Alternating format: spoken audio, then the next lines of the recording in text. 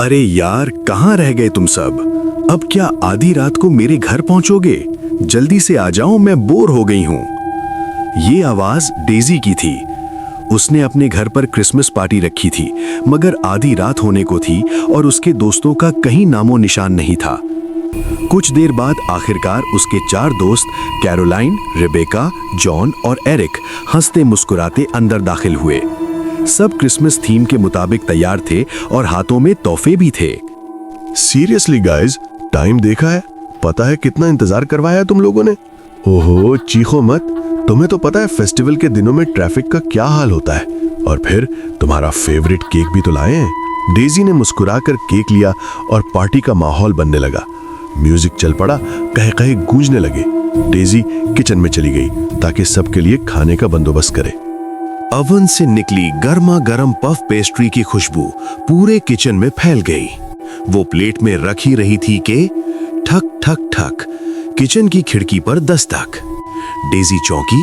इतनी रात को? ये पड़ोस के बच्चे भी ना। उसने खिड़की से बाहर झांका। कुछ नहीं, सिर्फ गहरा अंधेरा। उसने सोचा शायद वहम हो, मगर ठक, दोबारा जोरदार दस्तक।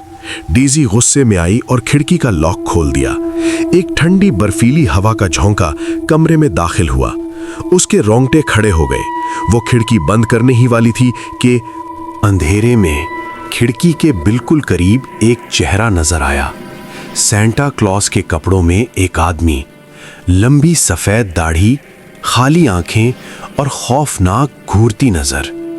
पलक झपकते ही वो गायब हो गया। डेजी की चीख निकल गई। कैरोलिन दौड़ती हुई किचन में आई। डेजी, क्या हुआ? बस प्लीज खिड़की बंद कर दो। खिड़की बंद हुई और सब दोबारा ड्राइंग रूम में आ गए। अभी सब बैठे ही थे कि दरवाजे पर जोरदार नॉक। डेजी के हाथ से प्लेट गिरते गिरते बची। अरे क्या हो गया? भूत देख लिया क्या? दरवाजा ही तो है। जॉन, प्लीज पीप होल से देख लो ना कौन है। जॉन हंसता हुआ दरवाजे तक गया और जैसे ही पीप होल से देखा, उसका चेहरा बदल गया। वही सांता दरवाजे के बाहर खड़ा था। कौन है? डेजी ने घबरा कर पूछा। अरे, कोई अपना ही लगता है। शायद रास्ता भटक गया है। अंदर बुला लेते हैं। नहीं जॉन, प्लीज दरवाजा मत खोलो। लेकिन बहुत देर हो चुकी थी। दरवाजा खुलते ही वो सांता बगैर इजाजत अंदर दाखिल हो गया और आराम से सोफे पर बैठ गया। Merry Christmas. सब हंसने लगे जैसे कोई पुराना दोस्त आ गया हो, मगर डेजी, इसकी जान हल्क में अटक चुकी थी।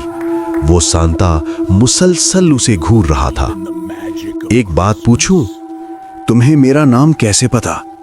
मैं तुम सबको जानता हूं और खास तौर पर तुम्हें डेजी। इसकी आवाज बर्फ की तरह सर्द थी।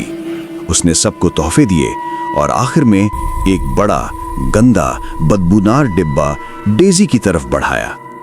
ये तुम्हारे लिए है, मगर अकेले में खोलना। कुछ देर बाद पार्टी खत्म हो गई। दोस्त चले गए। घर में सन्नाटा छा गया।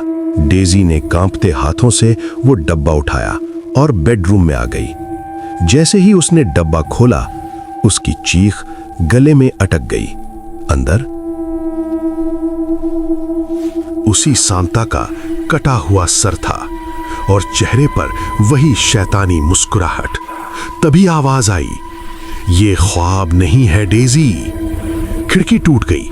वही सांता कमरे में खड़ा था। तभी एक तस्वीर गिरी। डेजी की नजर अपने सौतेले भाई की तस्वीर पर पड़ी। पहचाना?